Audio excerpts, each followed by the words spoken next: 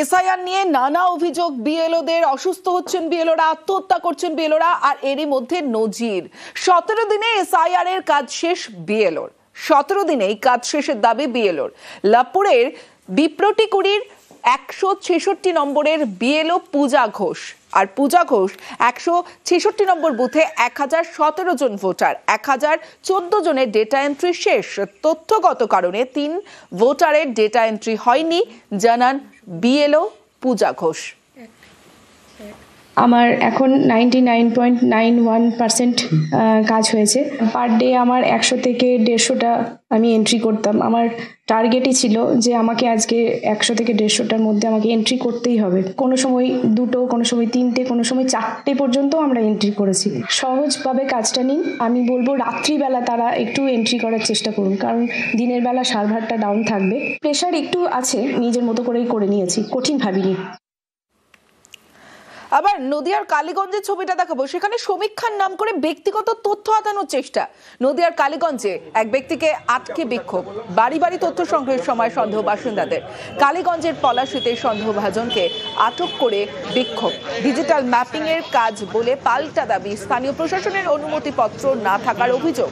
অভিযুক্তকে জিজ্ঞাসাবাদ পুলিশের।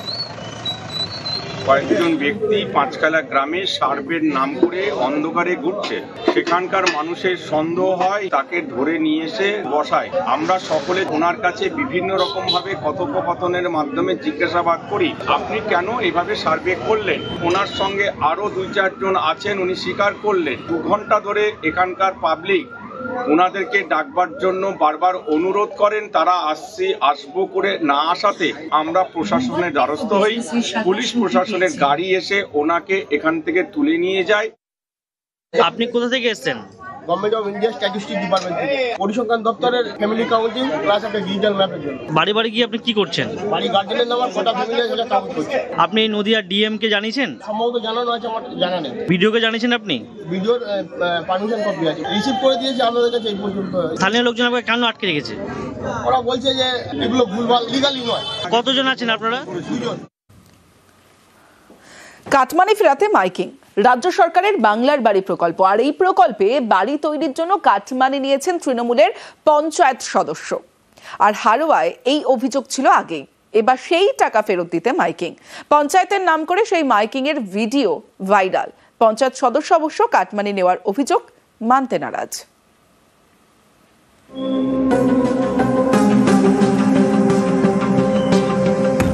ঘর পাইয়ে দেওয়ার জন্য আপনাদের কাছে টাকা নিয়েছিলেন,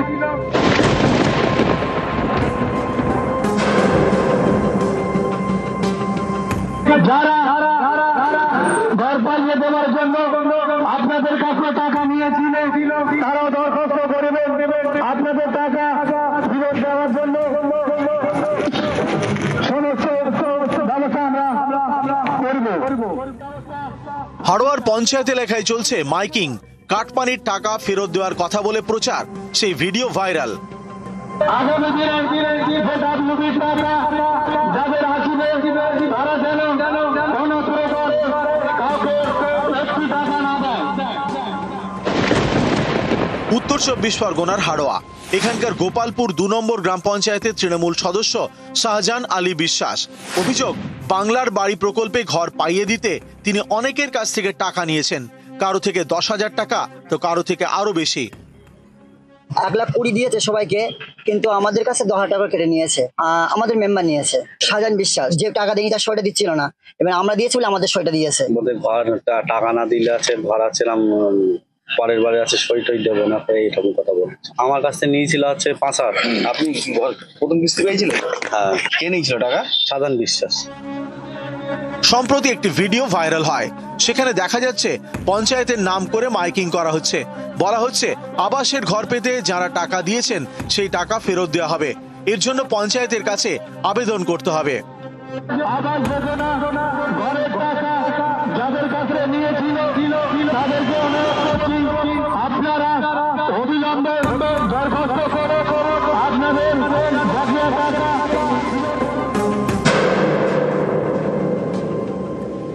এখন সে তো রাজনৈতিক চক্রান্ত, একটা চক্রান্তের শিকার হচ্ছে, কোনো সাইড দিয়ে মানে কষার চেষ্টা করছে, কষতে পারছে না বলে বিভিন্ন কায়দায় একটা ডিসিশন ওরা নিল। হ্যাঁ, এখন বিরোধী মানে আইএসএফ সব তো যৌথ মিলে চলছে, ওরাই করছে এটা। এর আগেও আপনারা দেখেছেন হাড়োয়া ব্লকে শাহজাহান আলী বিশ্বাস পুকুরিয়া গ্রামে প্রায় শতাধিক লোকের কাছ থেকে 10,000, 20,000, 5,000 যেমন পেরেছে টাকা নিয়েছে। কিসের জন্য? আবাস যোজনার ঘর আসবে তার নাম করে। তো এরা যদি এই টাকাগুলো নিয়ে থাকে অবশ্যই আইএসএফ প্রতিবাদ করবে। হাড়োয়া থেকে আসিক ইলাইয়ের সঙ্গে জিয়াউল আলম, নিউজ 18 বাংলা।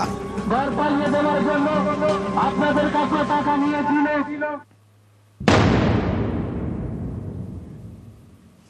অজয়ের বুক খালি। কেন এই কথা বলছি?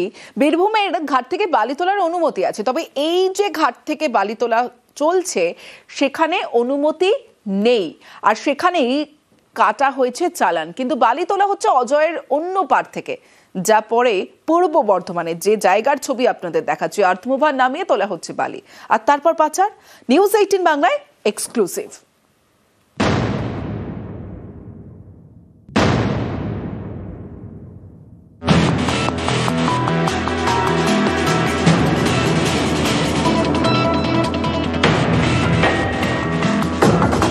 লুট হচ্ছে বালি, খালি হচ্ছে অজয়ের বুক, রোজ প্রকাশ্যে। এই দেখুন, নিউজ 18 বাংলায় এক্সক্লুসিভ। অজয় নদের বুকে নামানো হয়েছে আর্থ মুভার, তারপর অবাধে বালি চুরি। বীরভূমের ইলামবাজারের ইতাবপুর গা ঘেঁষে বয়ে গিয়েছে অজয়। ইতাবপুর থেকে বালি তোলার অনুমতি দিয়েছে প্রশাসন, সেখানে এখন বালি শেষ। তাই অজয়ের অন্য পারে অর্থাৎ পূর্ব বর্ধমানের আউশ গ্রামের ঘাটে নজর পড়েছে বালি মাফিয়ার। অভিযোগ, সেখান থেকে বালি তোলার অনুমতি নেই, তাই বীরভূমের ঘাটে চালান কেটে তোলা হচ্ছে পূর্ব বর্ধমানের ঘাটের বালি। অজয়ের বুকে আর্থ মুভার নামিয়ে চলছে বালি চুরি। আমি আমার ক্যামেরা পার্সনকে বলবো একটু ছবিটা দেখিয়ে রাখার জন্য, কিভাবে নদীর বুকে সাকসেন মেশিন বসিয়ে, যেখানে নদীর বুকে সাকসেন মেশিন অথবা নৌকা বসানো সম্পূর্ণ বেআইনি, ঠিক সেই জায়গাতে নদীর বুকে সাকসেন মেশিন বসিয়ে বালি তুলে যাচ্ছে বালি মাফিয়ারা। এ নিয়ে প্রশাসনের বিভিন্ন দপ্তরে লিখিত অভিযোগ জানিয়েছেন স্থানীয়রা। স্থানীয়দের দাবি, এভাবে বালি তোলায় শুধু সরকারের রাজস্বের ক্ষতি হচ্ছে তাই নয়, বর্ষায় বাঁধ ভাঙারও আশঙ্কা। এসপি সাহেবের কাছে জানানো হয়েছে, ডিস্ট্রিক্ট ম্যাজিস্ট্রেটকে জানানো হয়েছে, এডিএম, ডিএল অ্যান্ড এলআরও, তিনটে দপ্তরে অভিযোগ জানিয়েছি। বন্যাতে তো আমাদের এখানে ভয় থাকে প্রচুর। বন্যাতে মানুষ তো সব নদীর বাঁধে উঠে যায়, বা এখানে যারা বসবাস করে তারা এলাকাতে থাকে না। যারা বেআইনিভাবে বালি উত্তোলন করছে, যারা বেআইনিভাবে বালি চুরি করছে, তাদের বিরুদ্ধে যদি প্রশাসন ব্যবস্থা নেয়, আমরা এটুকু চাইছি। পূর্ব বর্ধমানের জেলাশাসক আয়েশা রানীর বক্তব্য, অভিযোগের সত্যতা খতিয়ে দেখতে স্পেশাল টিম পাঠানো হচ্ছে। কোনোভাবেই বালির বেআইনি কারবার বরদাস্ত করা হবে না। বেআইনি কাজে যুক্তদের গ্রেপ্তার করা হবে, তাদের বিরুদ্ধে কঠোর আইনি ব্যবস্থা নেওয়া হবে। বীরভূম থেকে ইন্দ্রজিৎ রুজ, নিউজ 18 বাংলা। হাসপাতালে জঞ্জাল যন্ত্রণা, ছবিটা দেখলেই স্পষ্ট হবে। দেখুন, এই হলো হাসপাতালের ছবি। হাসপাতাল চত্বরে আবর্জনার এই রকম স্তূপ। শুধু তাই নয়, প্রসূতি বিভাগে যাওয়ার যে রাস্তা, বাথরুমের নোংরা জল সেই রাস্তায়। ক্যানিং হাসপাতালে জঞ্জাল যন্ত্রণা।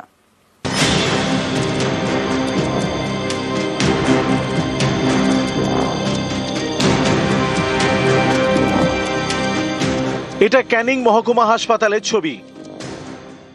রুগী নিয়ে এসেছি হাসপাতালে, নোংরার জন্য টিকা যায় না, যা গন্ধ, দুর্গন্ধ, রুগীর সঙ্গে তার থেকে রুগী হয়ে যাবো আমরা। দক্ষিণ 24 পরগনার ক্যানিং মহকুমা হাসপাতাল হাজার হাজার রোগীর বড় ভরসা। সে হাসপাতালেরই শিশু বিভাগের পাশে আবর্জনা স্তূপ, দুর্গন্ধে টেকা দায়। সুস্থ মানুষ বসে থাকার মতো পরিবেশ নয়, এতটাই নোংরা চারদিকে পড়ে রয়েছে। রুগীকে সুস্থ করতে এসে আমরা সুস্থ মানুষ আবার অসুস্থ হয়ে পড়ব। শুধু আবর্জনা নয়, প্রসূতি বিভাগে যাওয়ার রাস্তায় বাথরুমের জল, সেই জল পাড়িয়েই যাতায়াত। অভিযোগ, মাসখানেক ধরেই দুর্ভোগ চলছে। জেনারেল ওয়েস্টটা আমাদের পঞ্চায়েতের থেকে তুলে নিয়ে যাওয়া হয়, কিন্তু দীর্ঘ 1 মাস ধরে আমাদের জেনারেল ওয়েস্ট একটা হিপ হয়ে গেছে, ফলে দুর্গন্ধ ছড়াচ্ছে। আমি অলরেডি বিডিও সাহেব এবং এসডিও সাহেবকে জানিয়েছি, চিঠি করেছি এবং রিমাইন্ডার লেটারও দিয়েছি। তারা বলেছেন যে আমরা ব্যাপারটা দেখছি। আমার চেয়ারম্যান স্যারকে জানিয়েছি, স্যারও বলেছেন ঠিক আছে, আমরা খুব দ্রুত সম্ভব এটা দেখার চেষ্টা করব। দক্ষিণ 24 পরগনা থেকে অনুপ বিশ্বাস, নিউজ 18 বাংলা।